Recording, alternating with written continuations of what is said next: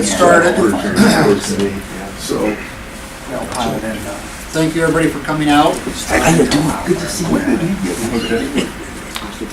I'm not Taylor. Taylor's sick. He's under the weather. I found out at 5 o'clock, so I scurried in here and Well, hey, before you somebody got start, out the food for us. before you start, do you have any qualifications at all that teach us for that Taylor being here? Not a bit.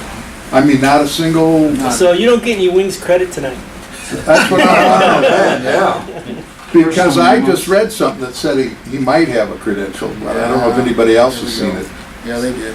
I think they did. This is the national CFI of the 2017. Right. 16. 16? For last Well, year, yes, sir, yep. Appointed, so. They did. I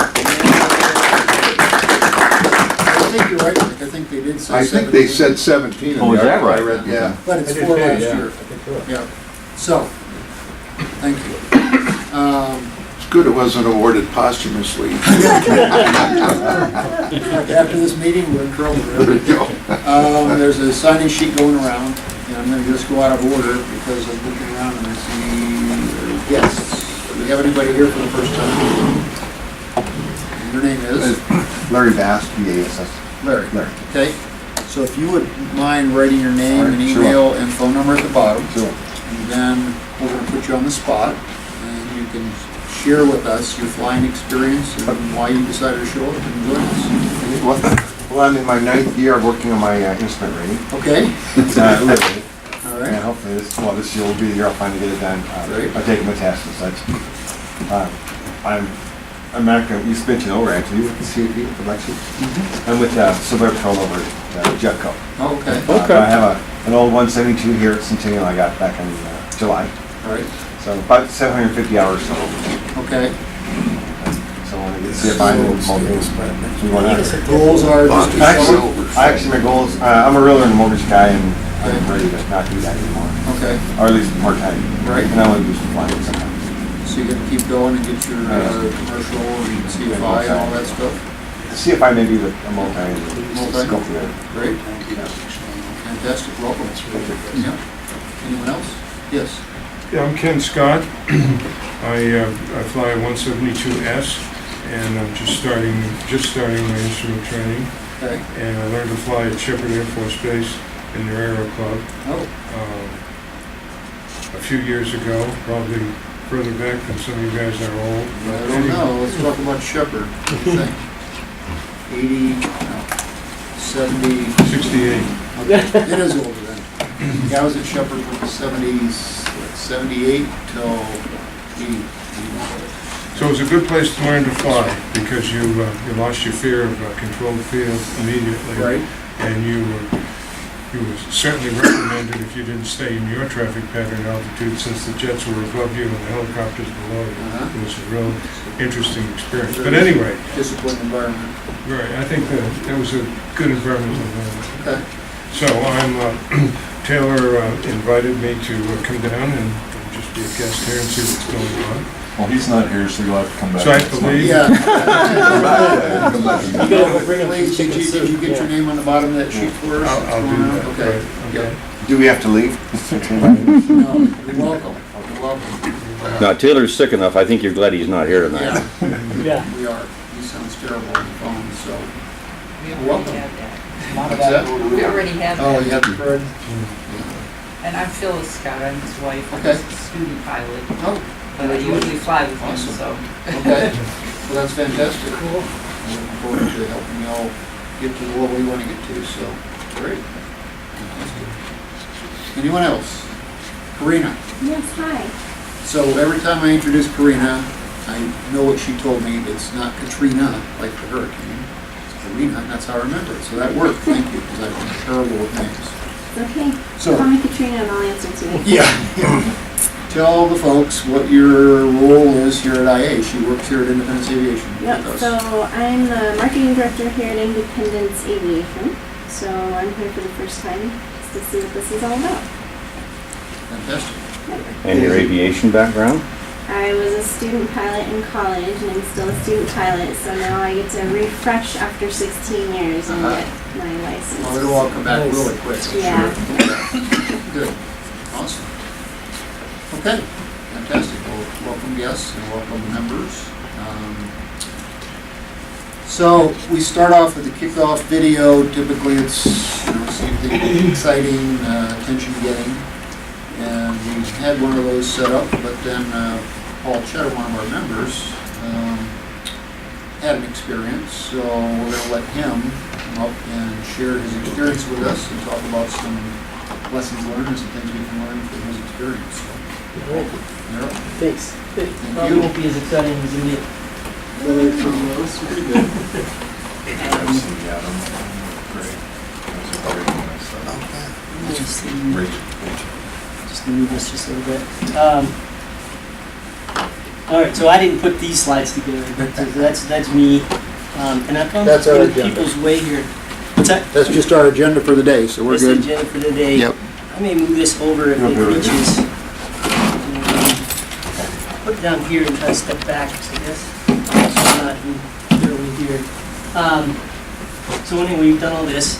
I don't know about the next meeting, but Taylor decided to put that in there, so I'll skip that. That's me. That's my airplane. I was actually in the beach of the month, January 2016. What year's your airplane? It's a 1982.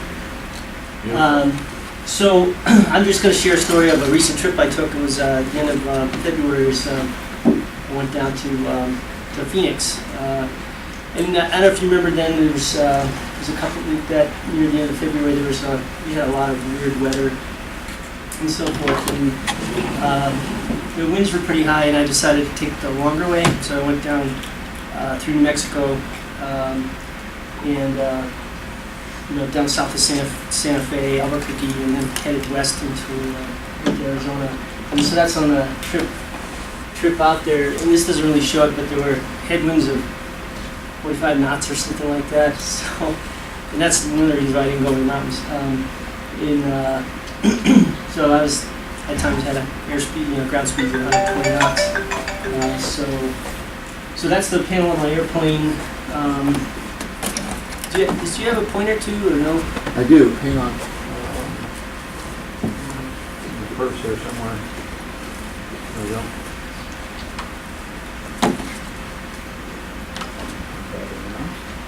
Oh, okay. Good idea. So it's not don't shine it. Nobody's eyes.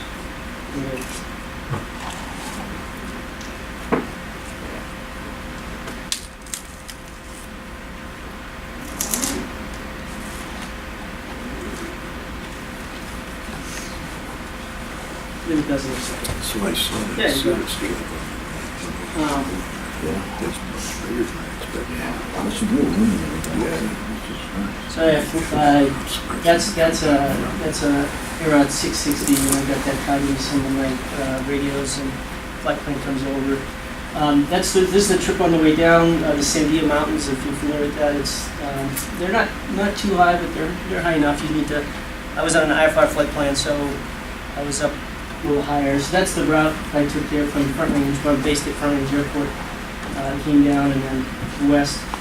Stopped at St. John's, which is just the New Mexico-Arizona border there, and their gas was $3.72 a gallon, so I couldn't pass it up. So on the way back, that was the same route I took on the way back, just kind of reversed it, and so I gassed up again at St. John's Airport. Was heading west towards Albuquerque, and I was about 100 nautical miles from this Odo VOR. I was also on a IFR flight plan, 13,000 feet. The ceiling was probably around 12,000, so it wasn't into it too far. 18 degrees, and I had the pitot heat on, and looking for any signs of potential icing. There was no air mats for it, and didn't seem accumulating on the plane or anything. And I had the headwind on the way back. So the ground speed's 195 knots. Tailwind, excuse me, on the way back. True out at 167 knots, and so it was like 34 knot tailwind. So I was happy with that. This is a picture of my engine management system. I attempted to take a video of it actually, but anyway, I ended up with a still shot and a video of my seat because there was something going on with it. But I'm here at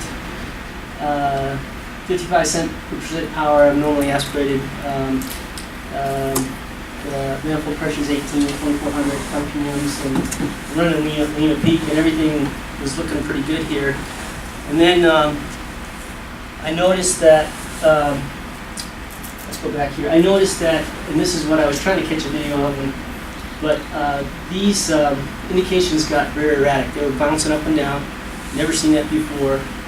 Needles were going up and down, and the engine sounded okay, and I had just been handed off to Albuquerque approach, and I was talking to the approach. So are these what's your- the pink bar on that? So On the scale. that's the fuel flow. Oh, fuel flow. Yeah, so fuel flow, RPM, manifold pressure. Okay. And these are the EGTs, CHTs. And I got oil pressure. So this is all in the green.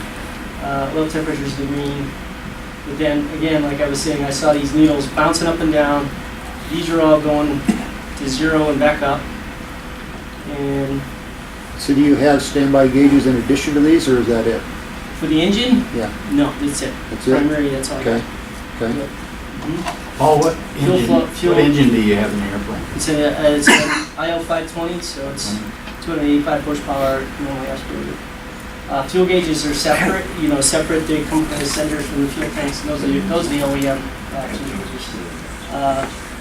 But there is a fuel flow sensor so it tells me how many gallons I have left, and it's also, if you have a GPS, if you have a flight plan in there, it'll tell you destination, how many hours reserve at your current fuel burn you'll have when you get there. So I guess part of the scenario is, I'm going to tell you what I did, but I guess part of it is to have a conversation about what people would be thinking about or maybe doing at this point. So let me clarify, you're in the weather or you're above the I'm in clouds? IMC. IMC. Yep. And where is OTO? Where You're is it? 100 miles from It's OTO? 100 miles west of me. So Albuquerque's about 40 miles, 40 nautical miles. So you've got west. some mountains still, and Sandy is so ahead of you. Sandy is ahead of me. Okay. And you got fluctuating engine instruments with no backups. Right. Now, the closest airport is 40 miles? Albuquerque. Is there a double Eagle and something Yeah, like that? yes, double Eagle there. Something in Albuquerque. Yeah, To the west but I'm of talking Albuquerque. Albuquerque. Yeah. So You're I'm talking Albuquerque approach. approaching, you're still west of. I'm west of Albuquerque, at 13,000 feet. Just got handed off with them, checked in with them, got it off from center to Albuquerque approach. So what are some people gonna do? What are your thoughts on options? Engine's still running smooth though. That sounds totally fine. Yeah, I mean, that's what occurred to me. So you say it's going to zero. The engine sounds fine, so clearly it's not the engine because it didn't go to zero. Right. But, I mean, Right. still, not a great situation to be in. Lots of daytime left? What time of day? Yeah, it's probably about 2 o'clock in the afternoon. Yeah, something like that. How far to your destination? At that point? From there, flight time, 2 hours. Did you think there was any kind of icing at all? No, no icing. Well, so after Albuquerque and you start north, you've got what kind of choices to head? There's what, Raton, does it have an airport? Raton has an airport, Trinidad has an airport, but there's not a lot there on that route. Not a lot going on. Las Vegas to okay. Mexico, it's still pretty far down the road. So were all 7 instruments fluctuating? So, pretty much, from what I could tell, I just saw these bouncing around. And I think I saw this one, but I don't remember. I definitely saw these. So you had And these were, you had to focus on the ones that were moving around, yeah, right? yeah. It was flashing. I'd say the safest bet Yeah. would be to go No. land at Albuquerque Yeah. and figure out what's going on. Okay. And I can back up a little bit, and because this kind of factored into my decision making too, I suppose, is that, when I was in the clouds, I had to make sure I had my pitot heat on, and maybe it's my imagination, but I thought I maybe smelled something, or I was like, well, maybe it's just going in the clouds. Could you cycle the alternator and just see if there was voltage fluctuations that was causing that? I didn't do that. Pardon me? I didn't do that. So it's good to troubleshoot a lot of that stuff on the ground if it's working. Right. Is your amp meter fluctuating too? I wasn't 100% sure, but I think so.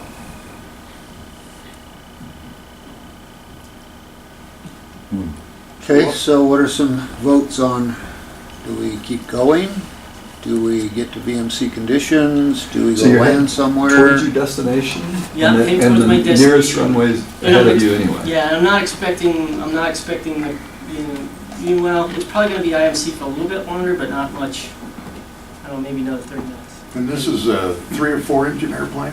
Single engine. Oh. Just kept thinking that. Yeah. You got Show you- Let me show you a picture, Mike. Yeah, so how are the other 3 engines doing? Snotty tops inside. Converting to Albuquerque, landing and checking it out. So. Okay. Landed But Albuquerque? Albuquerque's the direction you're headed already, right? Yep. So that's already a given. You're gonna keep headed that direction. And It's so just 40 miles. you got 40. There's nothing, 40 there's nothing behind you. Yeah, you got 40 Not miles much. to There's really troubleshoot. nothing behind me. Yeah. There's no reason to turn around because Yeah. there's not much behind me. So get out of the clouds right away. Yeah, On you, that route, I don't remember how much future mountains. Let's actually go back to How much this. mountains are you gonna be over? So- Because it looks like you're gonna So I'm cross, probably around here. These are the Sandias here. you're gonna go And through, then is this that was my Levada? plane route. This is OTO. So that was 100 nautical miles from OTO. That's your south of Levada Pass there, right? Oh, yeah. Oh yeah. South of Santa Fe. So here's Santa Fe. Oh, okay, you're way south. so Yeah. could So you point where you you're are? just gonna go, Where Albuquerque? so once you get on the Probably east side of around, the, probably around here. once you get on the east side of the mountains, it's all kind of front range, so it's not flat, but you're not over the Continental Divide anymore. No, the plan was never to fly over anything super high. I did have So oxygen. because I was using oxygen. Because you're looking up there, you could go, like, once you hit Albuquerque, then you've got some fairly substantial airports going up the front range. You know, there's Colorado I think this is Springs and, That's Las Vegas. There's Fort Yeah. Union. Yeah, I don't think there's any airports until you get to Pueblo that would have repair facility along that route. Once you pass over Albuquerque, I don't think there's a mechanic. There's not much. And if it's a how far long-term is fix, it's Albuquerque easy from to there, get. 100? You say he's about 40 from It's 40 from yes. Albuquerque. No, I mean Pueblo, that's gonna be another 100. Oh, it's more than Pueblo's- that. more than halfway, I would say. Oh, yeah. Here's Pueblo Way here. up there. And if you gotta get back, Albuquerque's a good place to catch an airline flight back if they gotta order parts Right. or whatever. All right, so we Seems like got, people are thinking. Rich maybe is just saying divert, check back to Albuquerque. Anybody thinking press on, go to Pueblo? No. Did you take your blood pressure at this point, just to see what your, What was your pulse ox saying your Yes. pulse was? since you, Did you kill the pedo heat? That one off. Well, the airplane had a maintenance, like they come out of the shop for the last flight. No.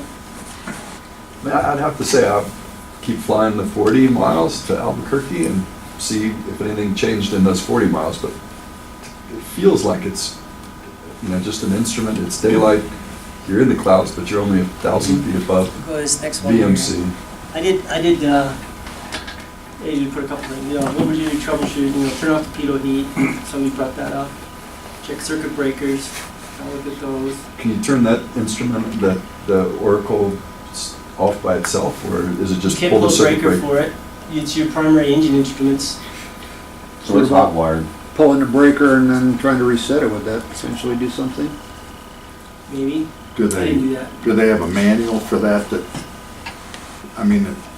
for an erratic, do they have, No. there's nothing. no pilot, no guidance? Yeah. Abnormal Do they- procedures. No, the pilot guide. Is that Section still, 4A? is that still supported, that Whatever it is. instrument? Actually, it is, Okay, and we'll talk about that. Okay. Yeah. So, Why would you turn pedo heat off? Well, just to see what's going on? Or yeah, I mean, it's an Just off electrical, note. I mean, I was thinking about electrical anomaly, and that's not something I have on much. It draws a fair amount of current. So I wasn't icing, and I thought I would turn it off and see what it did. But you put it back on. No, But you're in contact. I was, but not for very long. Okay, you could. So the other thing is descend out of the clouds, get an IMC. Did you land immediately? And I think we kind of talked about that. I mean, 40 miles in a glue and doing 200 knots over the ground is pretty close to immediately. Would you declare an emergency? No. It'd be an urgent situation, but be nice to be on the ground if that fluctuation was indicative of a impending major electrical problem.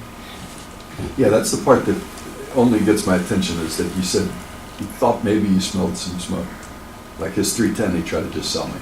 Right. When I could tell That's you, why- the smoke or that's before why- the the smoke? interesting that's why I thing mentioned about that. smoke is you might not actually see it, you might smell it, and I've had this in 2 occasions.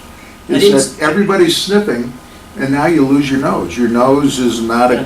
you've lost that if you, The time of this, I didn't smell anything, but I was just but back But earlier. now when you're trying to smell a faint odor, you lose your sense of smell to that pretty Right. quickly. So, So, but that was going into my decision making as Okay. far as having that. So I don't see why you wouldn't declare an emergency if you're not sure. That gives you everything that you might possibly need. Also, they know exactly where you are and any help you might need later on. And if you land and it's okay, everybody's happy and there's no sweat. and you don't have to wait for Southwest to come in over the mountains, because they're gonna give them preference over you. Yeah, what? Right? Did you ask ATC to get out of the clouds? So, so my first communication with ATC after I went through all this, sort of thinking about some of this stuff, was that I had some engine indications that were abnormal, and I'm going to declare an emergency. Cool. And the next thing I asked for was the descend and get out of IMC. Good. So they said, okay, so they said, well, we're going to set you up for straight in runway 3. I said, great. And I did bump some Southwest guys from runway 3. 'Cause they wanted that. They heard him calling and said, we'll take 3. And I said, nope, sorry, can't have it. So let's talk about the emergency just for a moment. Sure. He mentioned there's really no harm, no foul for declaring that. In fact, the controllers can open their, oh, I can do all this stuff now since he's an emergency, but I can't do that until you say that word. So, really no issue with doing that. And I think it's a safe, cautious way to go. So that was my decision. It was a pretty quick decision for me. Were you I didn't see a alone? downside. Were you alone? Yep, I was by myself. And did you say you did declare an emergency? Yeah, I didn't see the downside. I thought the engine was running okay. What was run through my head was, this is an electrical anomaly that I've never seen before. I don't know if it's going to deteriorate into something more. I was still communicating okay with my radios. And I was just gonna get down on the ground and figure it out there. I wasn't gonna try to troubleshoot anymore. Do they roll trucks for you? They asked if I needed them. I said, no, stand by on that, because I think, it's running okay now. I'll just get it down on the ground. Well, the interesting thing about all that is this is practice for everybody at that airport. Yep, So good point. they love to have a chance to go out and do all this stuff. So, And I get to drive on the runway. They were great. They were great about it. I think I stayed pretty calm, but I think I probably was a little some things were rolling through my head, and she asked for my altitude, and I was off by 1,000 feet, and she said, I think your mode C must be off, and I said, I'll fess up. I told you wrong. It's right. And she said, that's okay. Oh, that's good. So they were great about it. well, you're not alone anymore when you declare that emergency. Because Exactly. now terrain, they'll help you with terrain. They're going to help you all the way down. Well, particularly being in the clouds, I mean, that's a great call. Great The call. thing that occurs to me is, if there's something wrong with your engine, you'd prefer the altitude, but if it's a fire, you'd prefer to be lower. So Yeah, it's kind of, you got to bet on one or the other. Because if it's a fire, you get VFR down as low as possible and skim Right. the ground until you get to the Right. airport. yeah, I want to be able If to your turn the engine's oxygen going to bottle pop, off and, you're going to want to climb. So yeah, I want to get low, be able to turn the oxygen bottle off, and I wish I just could anyway, but I was at 13,000 feet, was an option for me, so. Yeah, you live in Denver, that's okay. Yeah. How many of us have used So that we went through that excuse? stuff, and this was sort of what I ended up doing after landing. So I landed fine, and I asked for progressives over to Cutter Aviation's on the field there, so I asked for progressives over to that. And so I said I could pull up my map, but why don't you tell me how to get there? So anyway, Stedman Aviation. they told me how to get there, and then so the first call was to my wife. I just wanted to let her know that I was going to be late, and she still wasn't happy with me, but I told her it's fine. Anyway, so it was a Sunday, there was no mechanic, but there was one on call. I could call one in, although I think they were going to come in later to look at another airplane for something.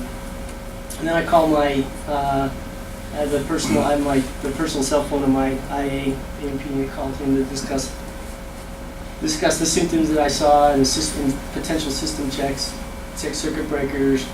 I looked under the panel, looked for any kind of insulation that may have been burning or anything like that. I couldn't smell anything. Some of the things we talked about is, it could have been a faulty ground to the monitor itself, or it could have been that, one of the breaker switches was shorting out. Although I would have expected other electronics to be affected maybe by that, and although that monitor is on the main bus, not the avionics bus. So I reseated the engine monitor, can plug, did an extensive ground run up. I loaded the electrical system, pitot heat, flipped circuit breakers on and off, and I was not able to reproduce the anomaly at all. And so all my ops checks on the ground were green. Does your engine instrument have a self-test that goes through and clears itself of faults, or does it give you a fault? It reboots, so that's possible that it does do something like that. But it doesn't tell you it's going through a self-test or anything like that? No. Okay. It does have it records engine parameters every 2 seconds. So, I can download a USB in. Okay. I didn't have the capability to download it and look at See it at the time. there. Later, Okay. so. Did those instruments fluctuate the whole way, all the way down? No, so once I started descending, I never saw it again. Everything was fine. Never saw it again. But I was going to land anyway, but I never saw it again. I don't remember what slide I had next, but. So actually, this is the. So after I do all those op checks, what would you do? I guess those are two things. Those are two options I think were running through my head. I wasn't going to go back VFR, I was going to go back to the clouds. I decided that. The ground run-up was fine, I couldn't find anything at all. I'm really familiar with the plane. I've done a lot of work on it myself. I did the whole interior myself, I know the plane inside and out. So now this would be a night flight. No, it's still daylight. So you didn't, well, It's still daylight. what time would you have departed? Well, I mean, what time would you have arrived, you think? so I was on the ground a couple hours, so if I took off, it would have been like a 30-minute night flight on the The tail end of it, okay. Mhm.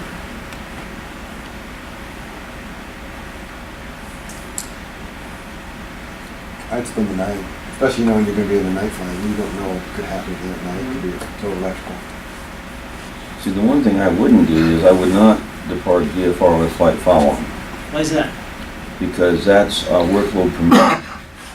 And So you might kick me out, or? they might keep, they don't have to give you flight follow-on if they get busy. Well, Now, I would go IFR as long as it's DMC.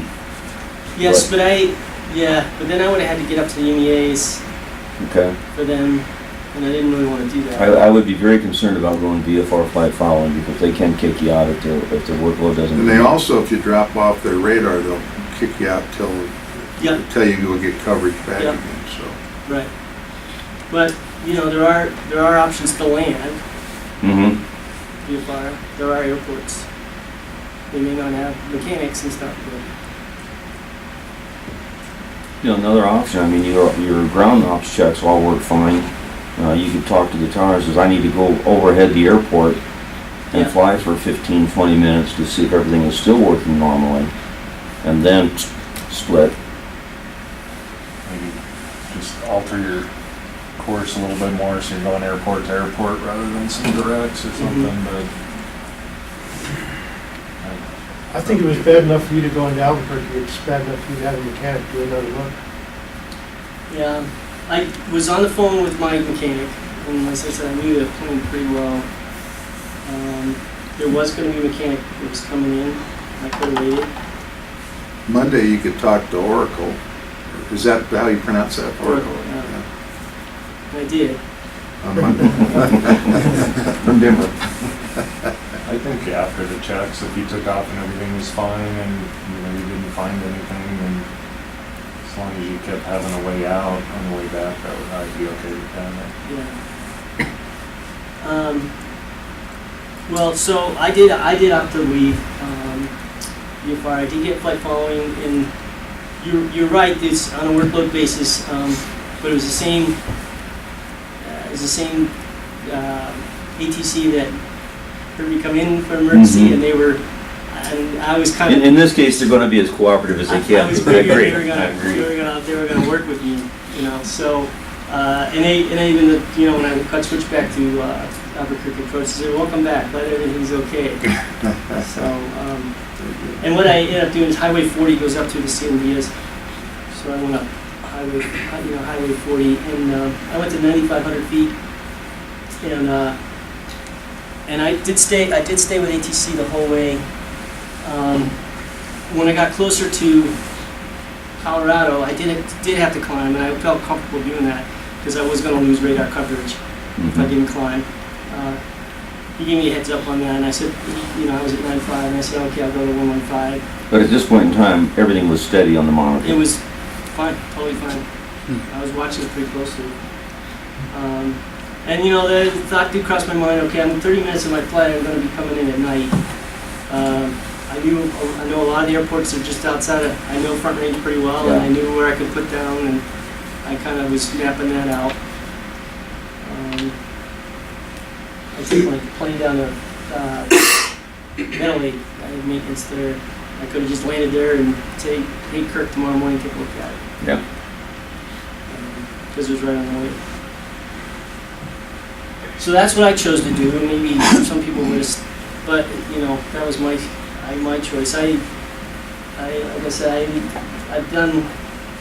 My background is in engineering, and so I'm very comfortable with the electrical stuff, and I troubleshot it, and that bothered me that I couldn't figure out what it was at the time.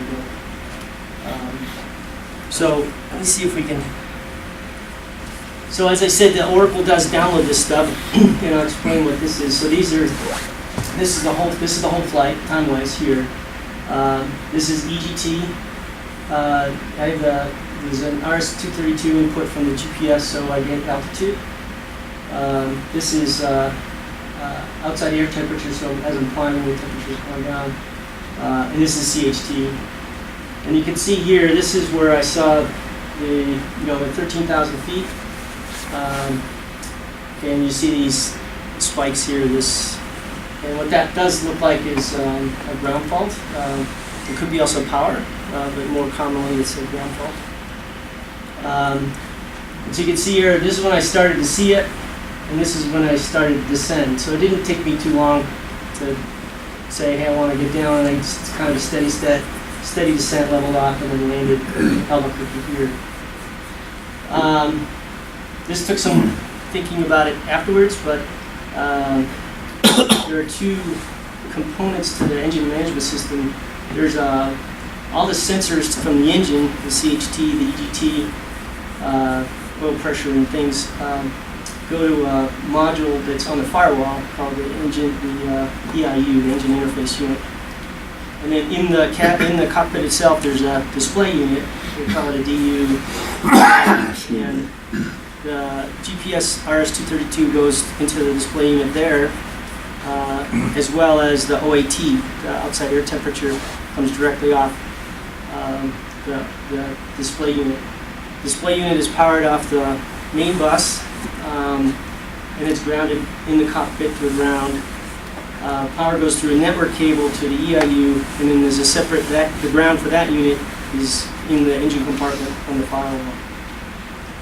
So one of the things I noticed was that this signal here, which comes from the inside the cockpit, it's not affected at all. And pretty much this, there's a little noise in this, but this was pretty much unaffected too. It tells me, it suggested to me that it was a problem with the engine interface unit, with the engine interface unit in the engine compartment. I also have my GPS is an Aviation IT540 that has logs too, and I sent those in, and they didn't see any anomalies in those. So it suggested that it was isolated just to the engine monitor itself, and not any other. Does the yellow on there indicate just one cylinder, or is that, are they color coded, or there's These, some, well, the yellow spikes down, are they indicating just well, one? I don't. That's a good. One cylinder, or? It could be. I don't know if that's just. It could be That's just that one. CHT, isn't it? Well, cylinders and CHT, but they're all, seem to be all It's yellow. It's except affecting for a both couple. CHT. They're separate. They're separate sensors. Yeah. You've but got yeah, one on each cylinder, right? It's true. Hmm. So that, we have a JPI, which probably separate, they're color code each cylinder. So I'm wondering if it was cylinder specific, when, we can go back to that later after the fact. Sure. And then so go back to. Oops, I didn't mean to.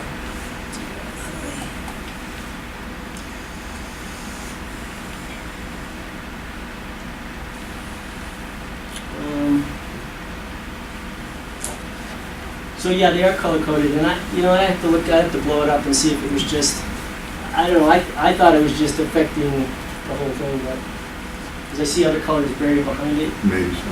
kind of,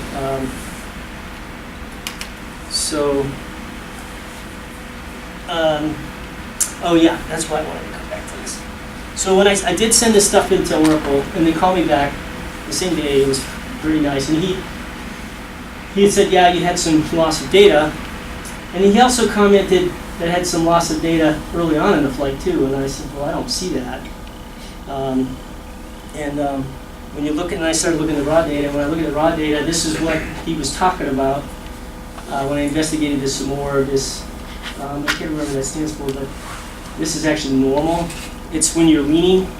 It's this 9 means you're leaning right, means you're doing lunar peak stuff. So I was running lunar peak. So that was normal. So the tech guy didn't know that. I queried him about it. He asked the software guys to say, yeah, that's what it is. And then these are all the erratic readings here. And again, that's just at the 22.9 minutes. I don't see anomalies here, but I could see all the anomalies plotted, for the consistent with the raw data. So I did some troubleshooting myself on this. Anyway, I talked to tech support a few times. So this is the back of the unit that's in the cabin.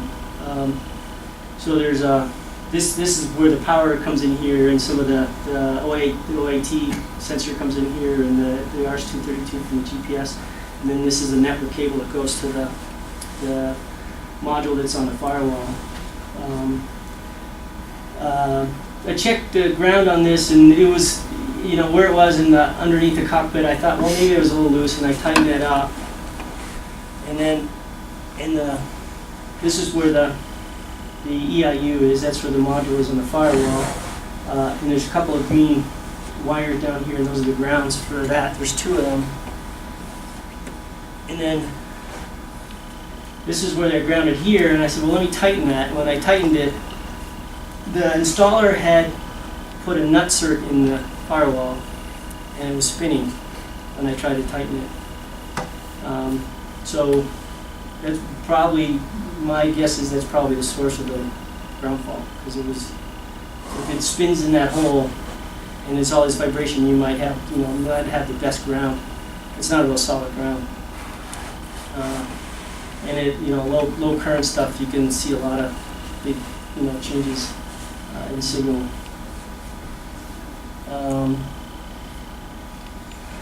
So then I guess we can move on, and we can talk about that some more, or we can talk about what my next thought process was. Let's go to this. All right. So I guess my question is, should I file an NASA report for this? Might as well. It's educational for Yeah, someone somebody else gets to look at something. That's it. Well, I would have done it this way. Right. Yeah, once you file it. But there was no violation. Except for your 1,000-foot altitude violation. No, well, I fessed up. So, and she said, yeah, it's fine, don't worry about it. So, well, yeah, I did, I thought that too. I said, I don't need to say, I didn't do anything wrong. I declared an emergency. But apparently, ATC does, have to report to FSDO. I guess they're required to report to FSDO because it's, and I called AOPA to ask them. I said, what do you guys think? And they said, if you ask us if you want to file it, you should file a NASA report. Our answer is always going to be yes. And if this is an Oracle issue, in the airline world, we write everything up. But now they need a body of general aviation pilots to report problems. Right. And then there's a database begins Right. to So be it created. is a data collection tool. And it's actually public record too. I mean, it's blinded. They don't know who does it. But you can actually, if you want to search reports, you can. You can look at them. But you don't know. You might be able to figure them out, I suppose. But I don't think you can. And you have to do it within 10 days if there was a violation that you're worried about. You have to do it in 10 days of the occurrence. That's for So what did you protection. list? Does it ask for what your violation was or something? What did you list as a possible violation? I didn't list the violation. I didn't. It's just a description. Just a description. It doesn't have to be a violation. Yeah, I just listed it as a description. So I ended up doing it. I wasn't gonna, and then when I wasn't going to, but when I called the OPA, I said, okay, well, it doesn't hurt to put it in. It's quicker than the phone call to AOPA, so it's good practice. Yeah, so, You know how to do it when you really need it. yeah. So, I mean, if they had to move traffic around or something like that, the physio might call me and ask me about it. And actually, what the OPA said is if they call you and start asking about it and they find out you filed a NASA report, they probably just hang up the phone and we're done. But you make a good point there. Let's just hypothetically, Southwest got all bent out of shape because they had to do a go-around or something like that. Yeah. They might have gotten crappy about it. So, probably a good call to do a report. Yeah. I wasn't going to do it, and then I thought about it some more. They're and free. I talked to OPA, and I said, well, this is no downside. I said, okay.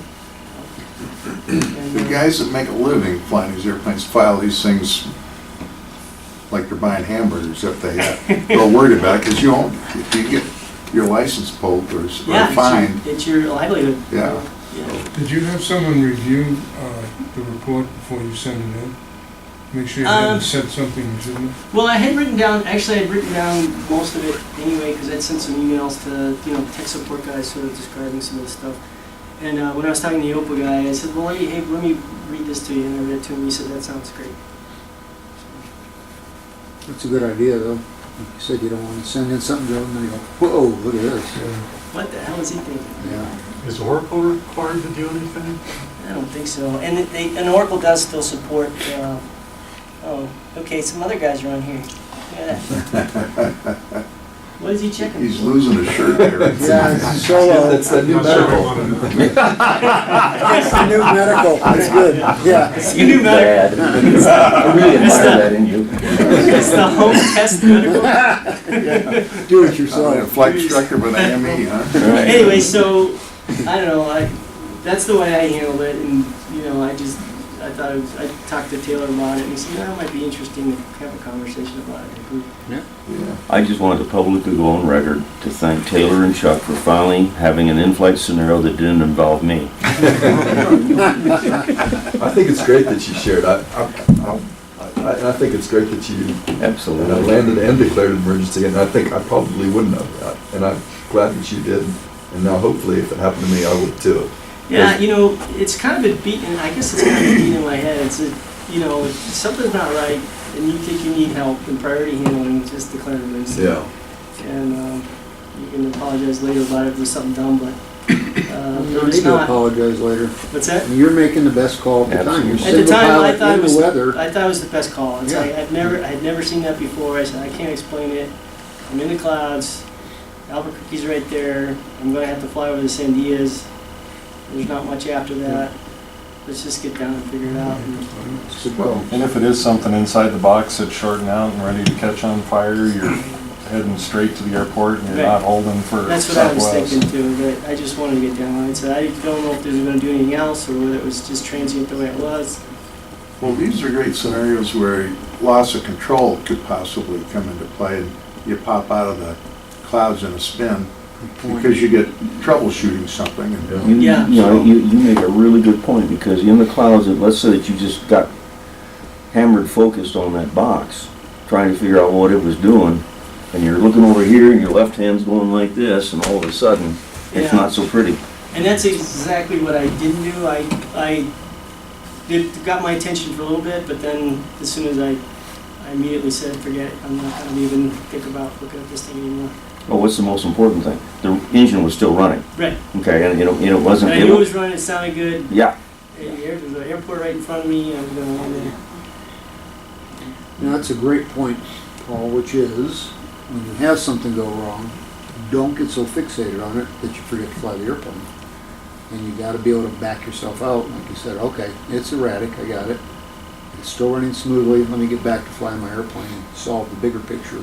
Mm-hmm. So that's something we gotta do mentally as pilots, is not get focused. You know, what was it, the Everglades, when they had the landing gear issue? Right. Like refocus with the landing gear All the light. crew was looking at Yeah. that stupid landing light. So you gotta back away from that once you know what it is. Analyze your situation and keep flying the airplane. So that's good.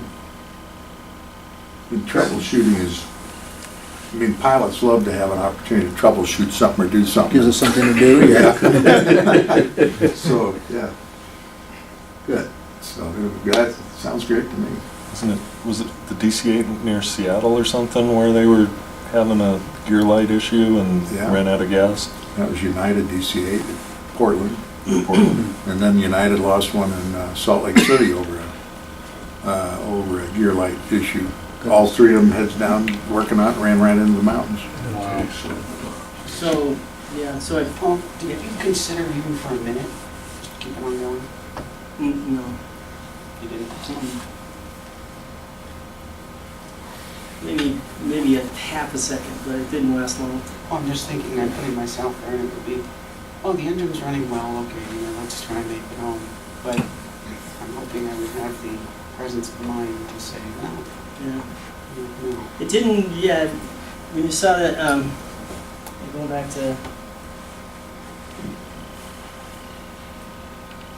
this one here, like I said, it did take long for me to see. Yeah. I probably noticed, maybe didn't even notice the first one, but I saw these. You can see it didn't take me long to decide I was getting that. What was the time period where you had the erratic? How many minutes into the flight? No, How total long did it duration. last? Total duration. It's just under 5 minutes. I mean, it's conceivable. You might not have even seen that. Yeah. It's possible. You're gonna But sleep it's in in. my Yeah. it's in my scan. But yes. Yeah, I it's understand, possible. but I mean, it's Yeah. Does it send an When alert other than when I you first saw it, I didn't believe it. I said, "What the heck?" Well, you saw the fluctuating, but does it send you an alert? Does it show? It does have alarms on it, but it didn't wasn't trigger indicating. those, huh? Like there's oil pressure alarms. There's high EGTs, low EGTs. There's all kinds of, but it didn't. It didn't trigger anything there, huh? Nope. So one of the things, there's many database reports out there of accidents, going to what you were suggesting and potentially thinking about. the pilot chose to continue on Mm. and fly right past a perfectly good airport, and then things deteriorate, and then they go down. So, conservative approach is go to that airport and land and get it on the ground. Maybe the more controversial decision was leaving BFR and flying home. But I felt comfortable enough with my airplane and going through the systems that it wasn't gonna, that I'd be able to get home with it, or land somewhere. Yeah, I think, the risk is that it was a fire, electrical fire. You would have checked it, and if it had... I pulled the glare shield off, I went back there to look. Yeah, felt- and if it felt did the smoke, smell. Yeah, the electrical wouldn't have been open likely anyway, so... yeah. No, I think that was a reasonable thing to do. I mean, you ops checked it, more than enough time, okay? Yeah, it was about, I spent almost 2 hours looking at it. Yeah, as we become more glass-based, more electronics-based, there's always room for anomalies. I mean, we don't, have a hydraulic line or an oil line going up from the engine to the gauge in the cockpit showing oil pressure anymore. I mean, that just doesn't happen. No, So. it's on the firewall side, and- Yeah, exactly. which is where it should be. So here's what your write-up would have been in your logbook. You would have wrote up, engine instruments fluctuated, engine run normally. The mechanic's response to that write-up would be, could not duplicate. Exactly. And that's where it would, that was where it would end. Yeah. So, So I think it's incredible that you went troubleshooting and found a blind nut that wasn't secure. Holy crap! I mean, that's impressive. And I hope that was it. I'm pretty confident it was. Yeah. I did take one local flight after that. It didn't happen again, but it didn't happen, from here on all the way back in. It didn't happen all the way back to front range either. I pulled that data and looked at it, and there was nothing, no anomalies on that. I was taxiing out one day and smelled a little bit of smoke and taxied back, and it turns out that they were doing something, and when they'd taken the seat out, they had moved the wire and pinched the wire when they put the seat back in, so the wire was starting to short and get hot. Short to the ground, yeah. And I never got in the air, and they found it, so like, the electrical's spooky. Yeah. great. Okay. Thank you, Paul. Thank you, Paul. That's great. So let's, You gotta exit out of this, right? so because Taylor's not here, Oh, you need my switch iPads. Yeah. Call him Technical Taylor, he could make all this happen with no glitches, but pause just for a second. So, while we're doing this, I'm gonna ask a couple questions. How many folks are familiar with pilotworkshops.com? Okay, good. And I've been getting their series for years now. I must admit that Is it so small? I don't look at every monthly one that comes around on their subscriber list, and I pay for it monthly because I think it's a great program. Has anybody seen this one? It's always not that bad. Okay, good. If everybody's hand went up, I'd say we're done. Okay. How many people fly with some kind of tools on board to help predict where those thunderstorms are while we're flying? Okay. So we got XM. Anybody fly an airplane equipped with radar? Actual radar? All right. Good. So we're going to have a discussion about that. We're going to see how we do on time.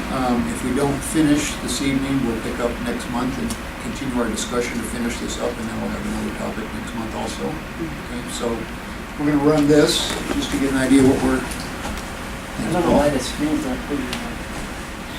No problem launching with a bit less fuel to carry 4 people in bags. Luck seems with you from the start.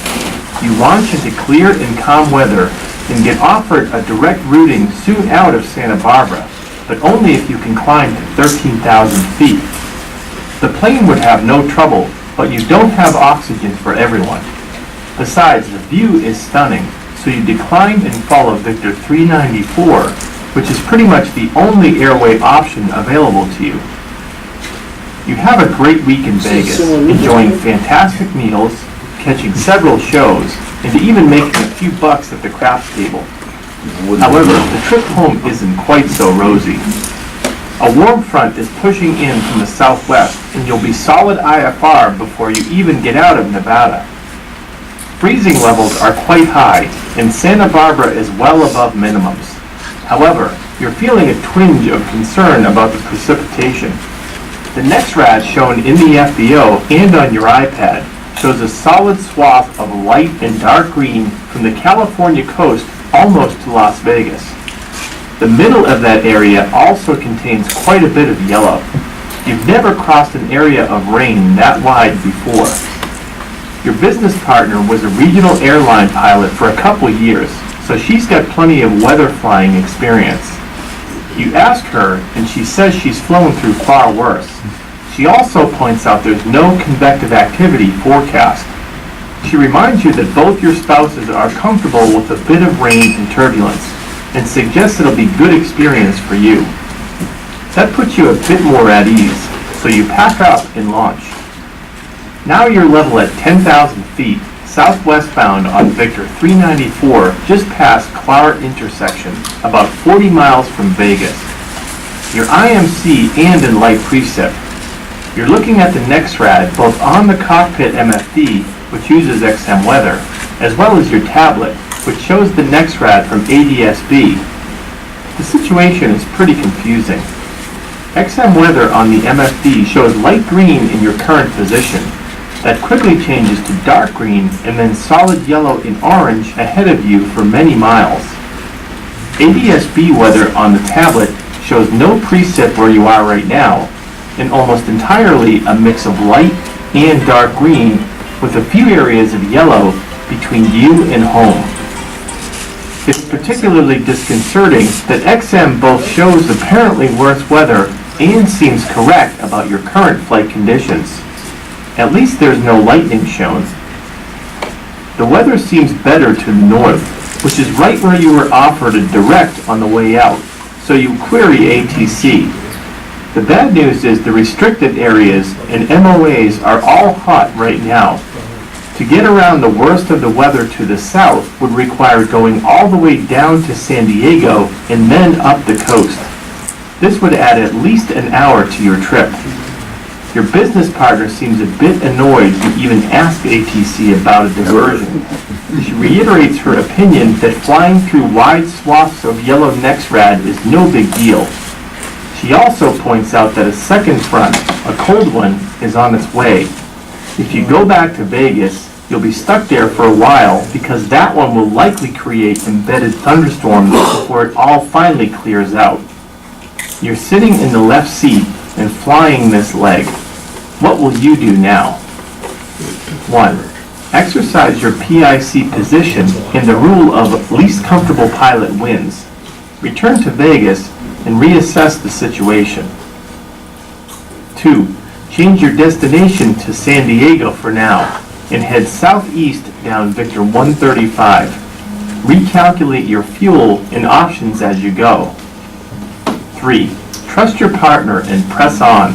She seems confident, and she's right that this will be a good learning experience for you. 4. Tell your partner you're okay with continuing, but not as PIC. Offer to let her take over the flight and assume responsibility as PIC. Analyze the resources, and then make your choice. Okay, we get to vote as a group here. So first thing I'm thinking, I'm gonna get a new business partner. But that's just my opinion. She looks kind of cute. Doesn't matter. You show your stripes going in. What do we think? 1, 2, 3, or 4? And talk about which one you would choose and why you think that's a good choice.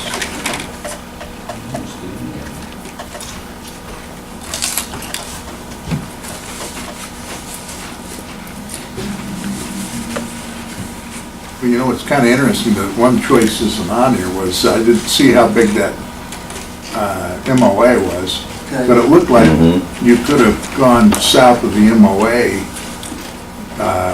and still stayed in the weather that you're in for a short while and taken that route around the weather. But maybe that was just the way the slide depicted it. And is there not, So, a diversion of 10 degrees isn't an option or wouldn't have got you out, presumably. Like, I've had thunderstorms ahead, you just divert 10 degrees. Even Yeah. maybe LA's so busy, it's not an option. Might have been. So let's talk about that, because this could help everybody understand how that works. So what do you tell ATC? Well, often, so flying down in southern Georgia, Atlanta, a lot of times there's thunderstorms, so they'll call it ahead of you, 50 miles ahead, or if you see it on your radar, you just say, hey, I see it ahead, can I divert 10 degrees?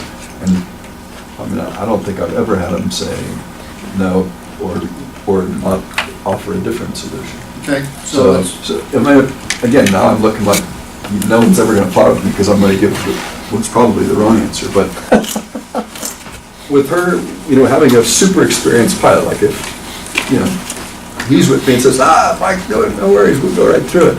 You know what we do? Yeah. We say, let's go around and have another martini and come back tomorrow. Yeah. So, I mean, it's an easy get out, right? It's just a left turn. It's not convective. If it gets heavy, you can turn very quickly and be out of it. So, somebody who's way more experienced than you said, hey, I've done it before. I mean, doing an approach to minimums I wouldn't do myself.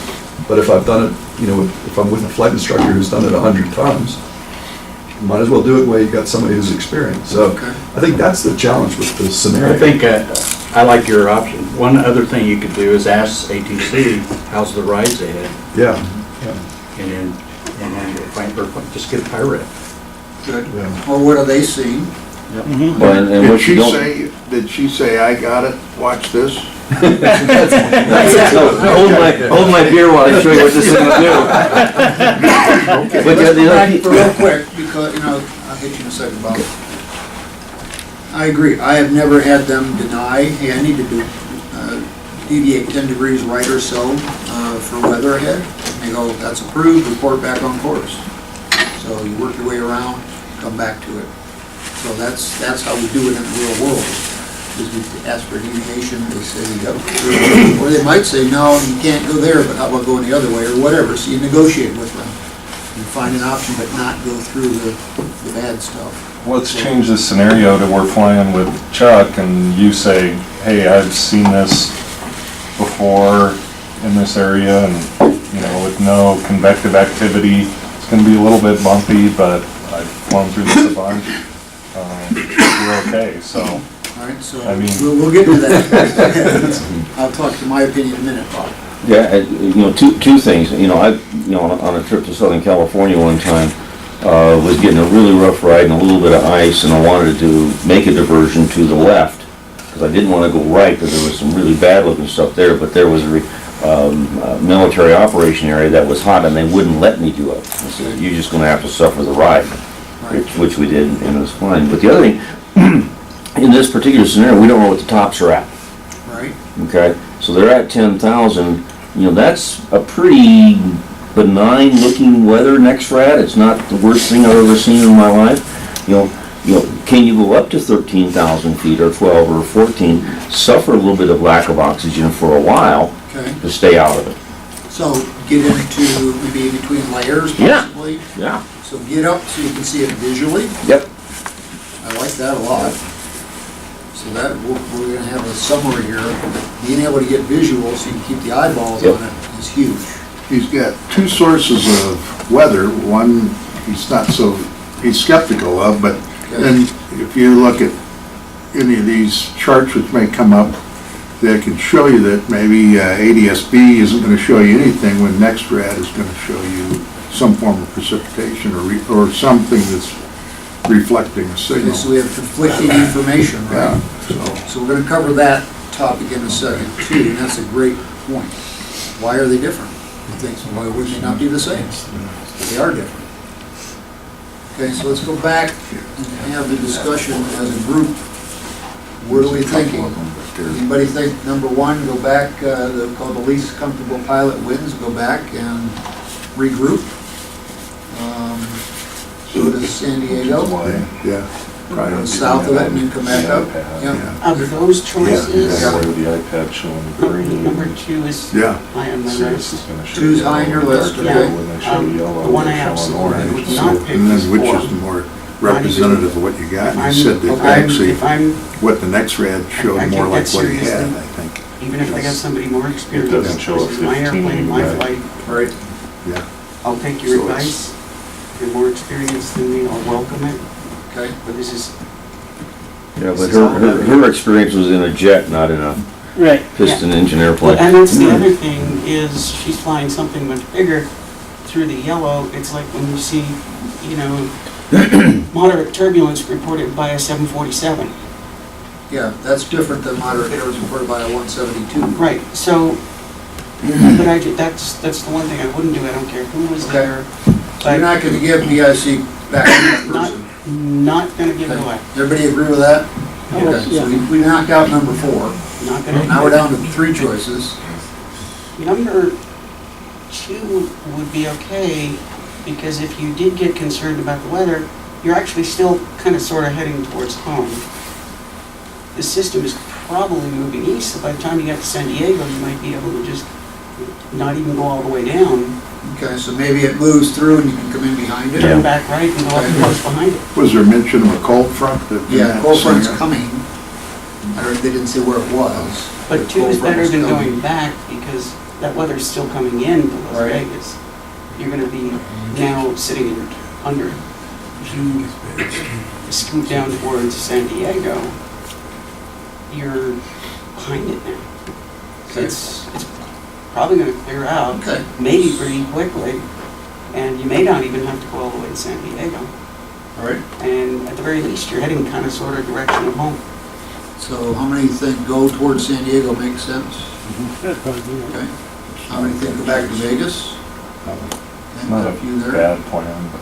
Didn't they say it was a warm front coming Yes. through? So doesn't that suggest freezing rain to be concerned about or something? Potentially, depends on what your When you temperatures go are, through where that. you are, yeah. Storm? So obviously the warm air is coming, and so where's your freezing level, and trying to figure that piece out. How many engines is this thing? 3 or 4 again? It has 6 cylinders. 6 cylinders and Well, I got kind of biased. no parachute. Yeah, Is that what you're flying out, Mike? 4 engines? 2 anyway. All right, so we're gonna go with option 2. I Let's have see. 4, but And I don't know, because Taylor's got this in Keynote. Let's see what happens if I touch this. You gotta wonder, was this a Taylor's surprise picture when they got pops up. 40 miles out of Las Vegas? I'm sorry? Was it a surprise to them when they got 40 miles out that there was weather in front of them? Well, thank you. So there's an excellent point. Yeah. What, did it just develop in the last 30 minutes? Possible. So did you do your pre-flight planning? Did you look? Let me pause for a second, because I think this is an important point. get home is an important aspect of general aviation, where an airline crew didn't mind spending another couple of days on a layover, so. So get home-itis, we've got to get rid of that. We can't press on because I got to get home. If we got to get home, we either drive or we take Southwest or United or somebody. So what was the question, Mike? Where would you like to spend the night? Yeah. I didn't like that hotel that last night, let's try a different one.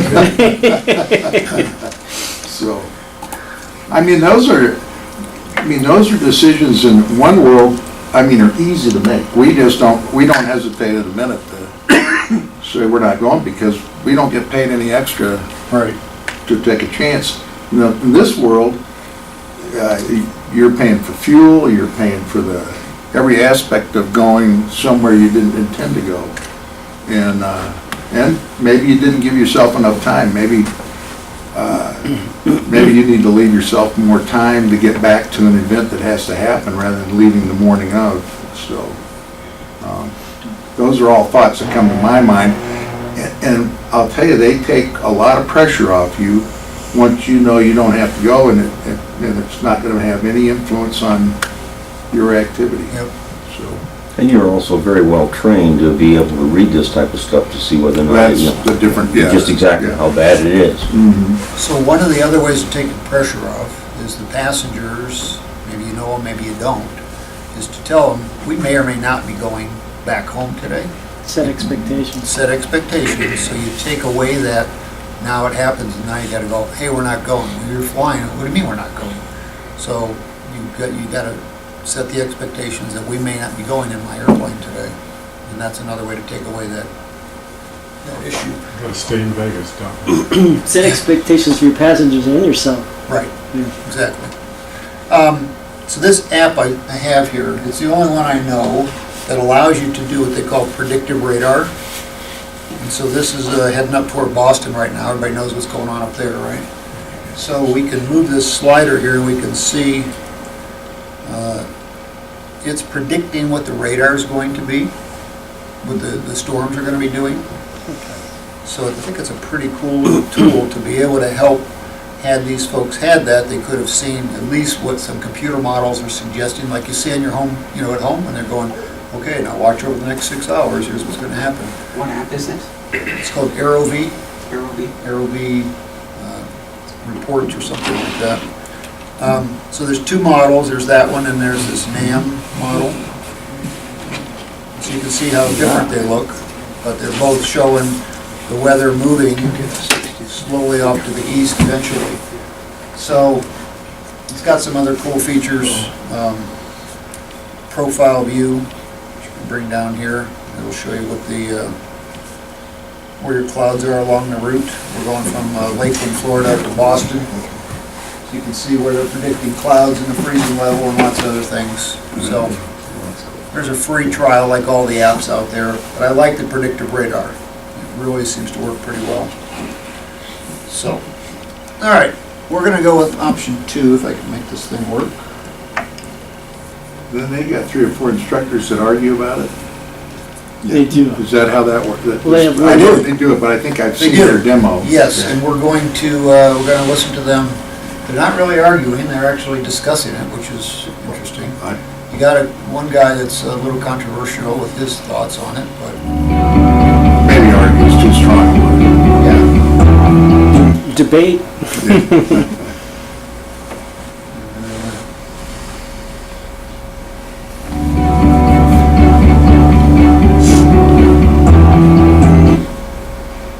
There we go.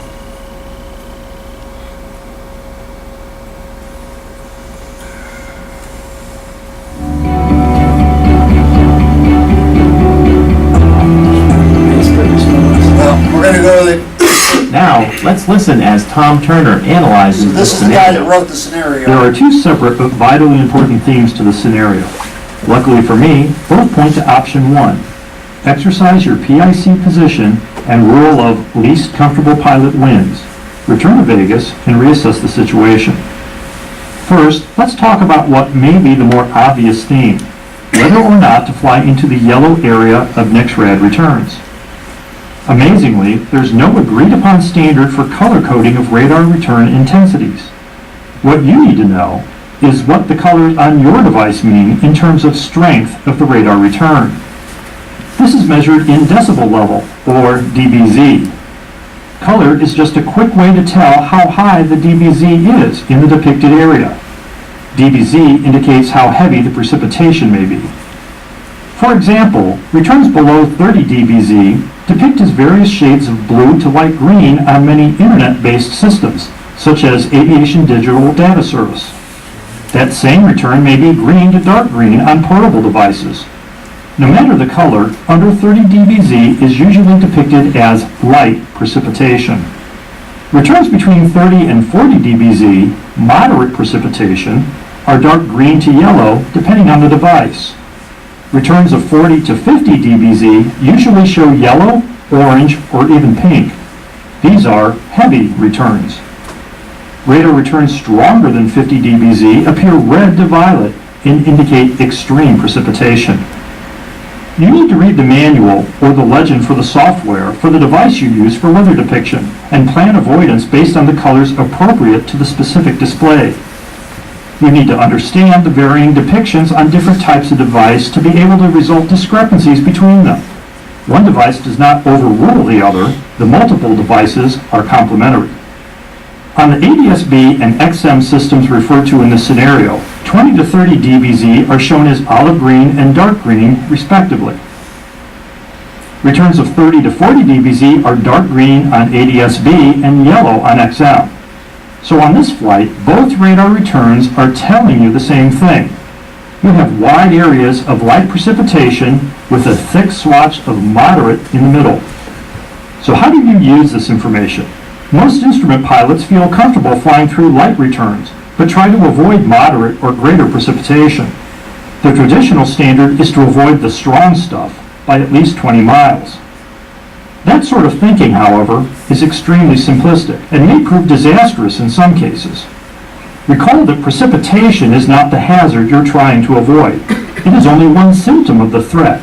The real hazard is turbulence. Sometimes precipitation, even heavy precipitation, occurs in fairly smooth air. If the weather system creating the precipitation produces entirely stratus-type clouds without embedded cumulus, then it is probably safe to fly through moderate returns. Remember, though, that the life cycle of a thunderstorm is such that dangerous turbulence exists in the first updraft or cumulus stage of storm development before any precipitation begins and before anything shows up on radar displays. By the time even light precipitation falls from cumulus clouds, the turbulence may be extreme. Dr. David Strawley, considered the father of uplinked weather data, makes an interesting, and when you think about it, very logical point. If a precipitation return is coming from cumulus-type clouds, and if the maximum return anywhere in that cell is moderate or greater, then you should avoid even the edges of light returns by at least 20 miles. Remember, the objective is to avoid the turbulence, not just the precipitation. The regional airline pilot passenger made another completely invalid argument, that the pilot should fly through the strong radar returns now because conditions will be even worse later. This is like saying it's okay to take off with the center of gravity half an inch after the aft CG limit because putting another passenger on board would move the CG a full inch out of the envelope. The prospect of worse weather later doesn't justify flying through bad weather now. The current conditions must be evaluated on their own merits, and the pilot should stick to the accepted standards of hazard avoidance to deviate around the weather or divert and land until conditions improve. This leads us to the second, perhaps less obvious but frankly more important concept raised by this scenario: accepting and acting on the responsibilities of pilot in command. Happily for listeners, it won't take long to discuss this concept.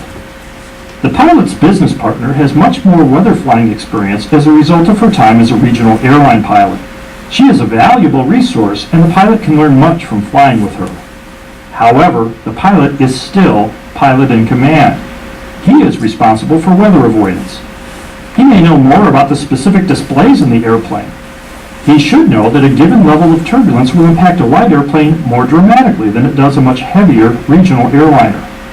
The mountainous terrain along the route of flight makes matters even worse. And without the demands of passenger airline schedules, he should not feel stressed to attempt to penetrate the yellow areas of precipitation, or even, in this case, the green. So between the potential for serious turbulence and the fact that the pilot in command doesn't like the situation, I'm for option 1. Option 2 was to change your destination to San Diego for now and evaluate your options as you go. That entails significant risk. You'll still be in the dark green returns over hilly terrain, which may increase at any time given the overall weather picture.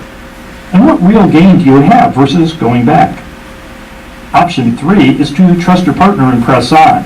I'm all for use of resources and for training to expand one's personal envelope. But intentionally flying in potentially hazardous turbulence when you have a good way out is more than just an educational opportunity. If you make it to Santa Barbara okay, what have you learned? That you can violate good operating practice and maybe, just maybe, make it through. That sort of negative learning will only make you more likely to risk even more dangerous situations on future flights. It's not worth the risk. The last option, number 4, is to tell your partner you're okay with continuing, but not as pilot in command. Offer to let her take over the flight and assume responsibility as pilot in command. The real issue here is conflict resolution when there are differing opinions in the cockpit.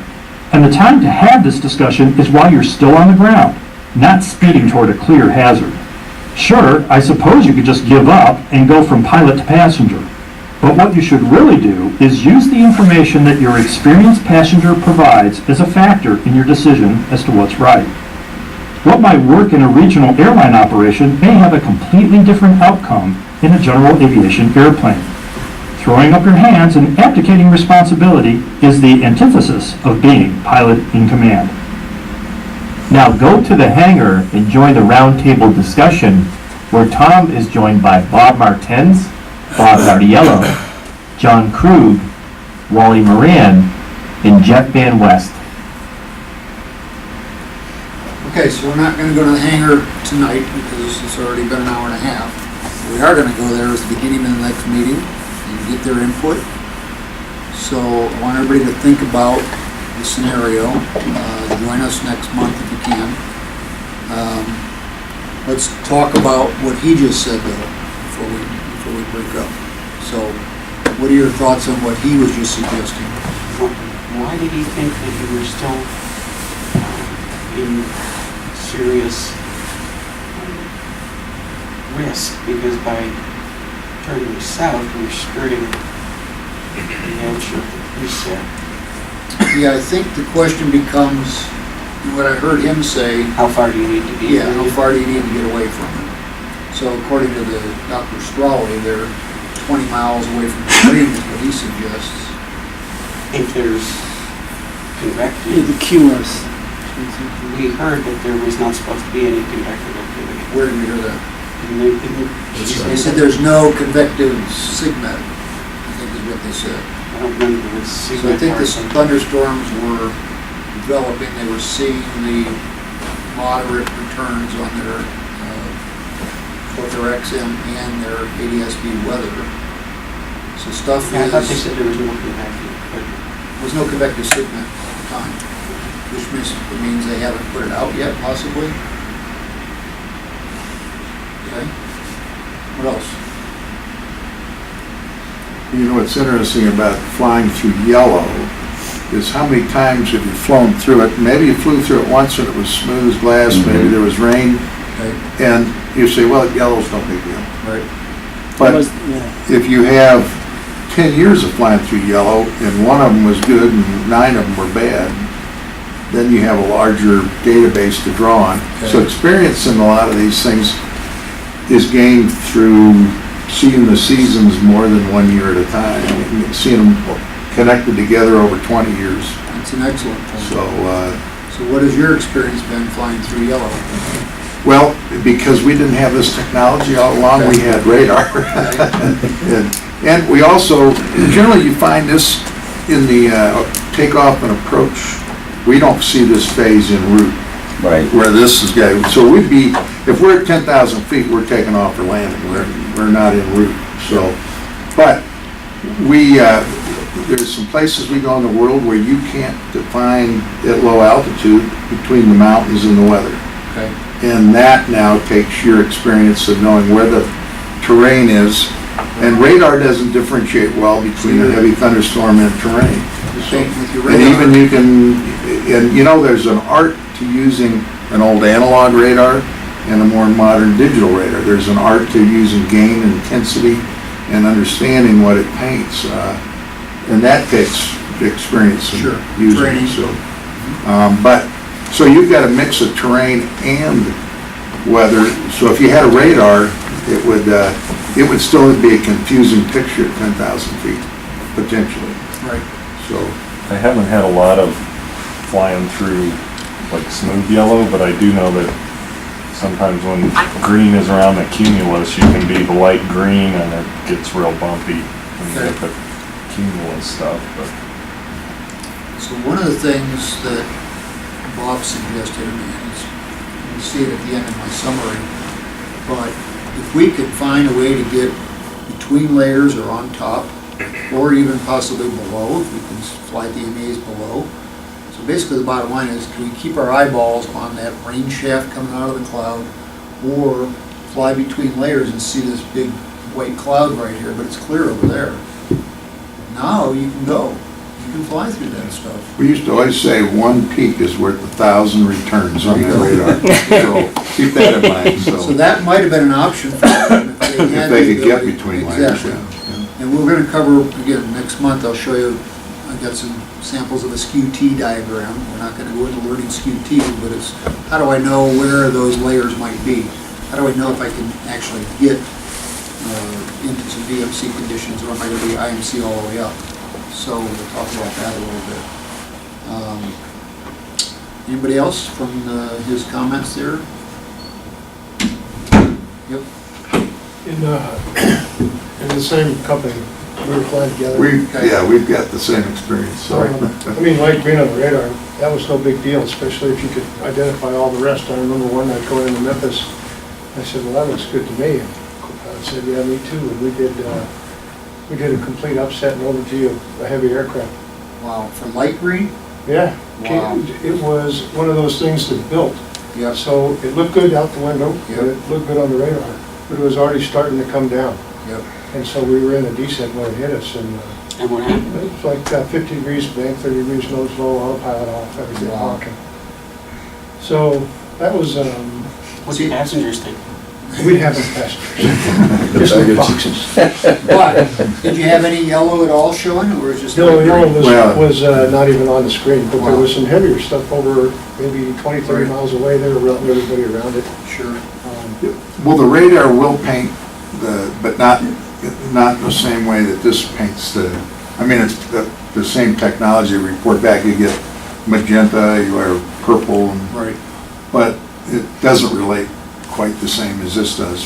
Yeah, But so- in essence, Yeah. that was usually no big deal. And it never had been Yeah, Yeah, until it is. until it was. until it is, yeah.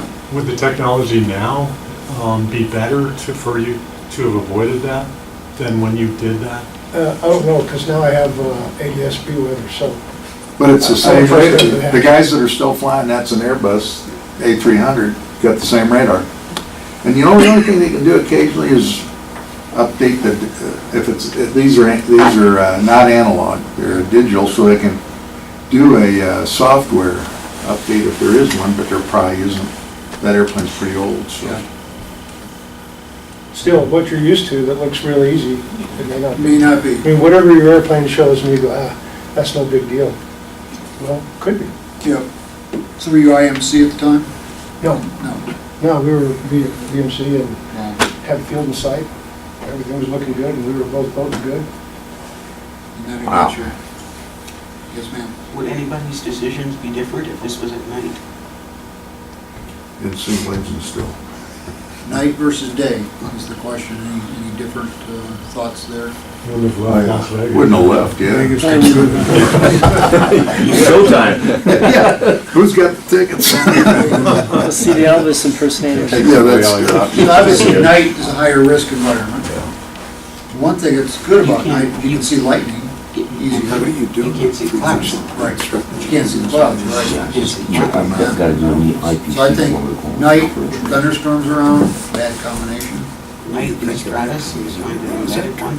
Yeah. This turbocharged Yeah. pressure. Okay. Anybody got any other thoughts or comments before we break? And then, like I said, we're gonna pick up right here next month. We'll finish this scenario and then we'll have a different discussion topic. So, anything else? All right, well, thanks for the guests for coming. Taylor's gonna reach out to you and welcome you. You got your email and contact sheet. Thank you for the members that are coming. Hopefully we learned some stuff tonight and we'll see you all next month. Sounds good. Thanks, Chuck. Thank you. Congratulations. Yeah, well done.